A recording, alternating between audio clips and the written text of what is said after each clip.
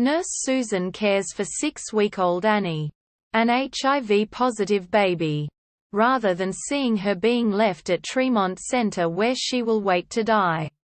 Susan decides that she wants her, reasoning with her son David, who is understandably concerned about the idea. Susan files and signs adoption papers and Annie is legally her foster daughter. Next, Susan calls for a babysitter and finds one in the form of Dorothy. 1 year later at Annie's first birthday, Alice comes to tell Susan that Annie's mother, Linda, wants her back as she has finished her drug rehab and has taken the motion to a court hearing with Alice representing her. Knowing that Linda knows nothing about taking care of Annie, Susan fights but loses the case. However, Linda is only granted supervised visits while the court reviews the case.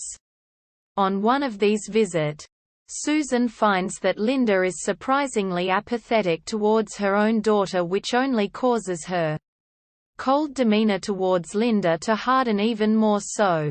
Despite agreeing to Susan's instructions for Annie's care, Linda refuses to phone her and let her know of how things are proceeding.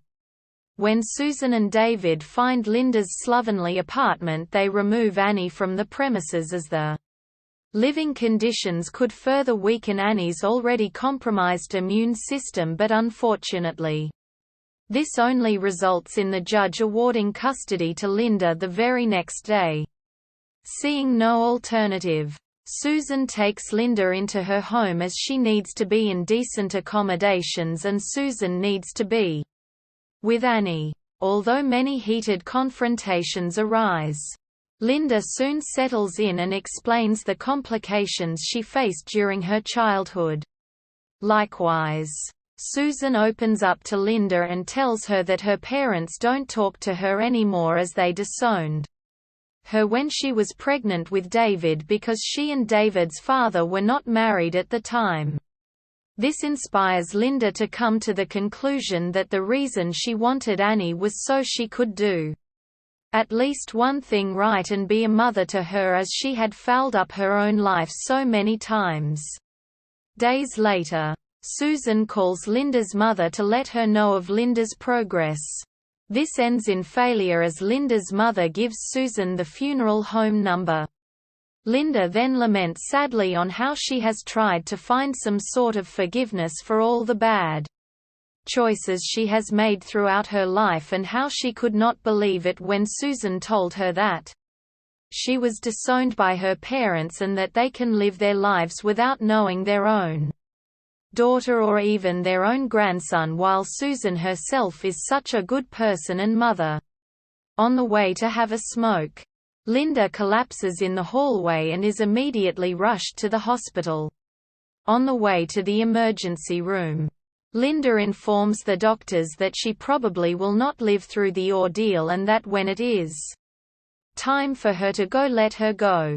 Susan visits her and Linda vows to go to school and make something of herself like Susan did if she makes it, but voices that she will not live to do so.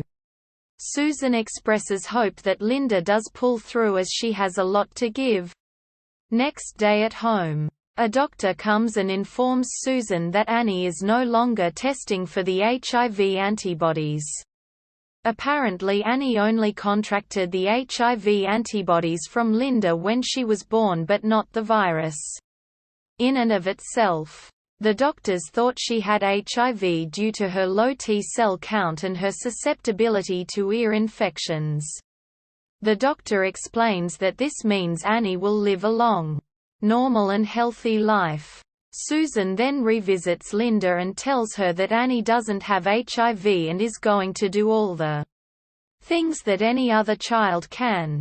Sometime later, Linda recovers and returns to Susan's home where she is warmly welcomed. Linda checks on Annie, saying that she is going to have a great life. To everyone's surprise, Linda prepares to leave for a hospice as she doesn't want Annie to see her die. With great reluctance, Susan allows Linda to follow through on this idea as it is the right thing to do. Linda gives Annie a letter to deliver to Susan and then departs. Susan reads Linda's letter. It is the maternity paper waiving all legal custody of Annie to Susan.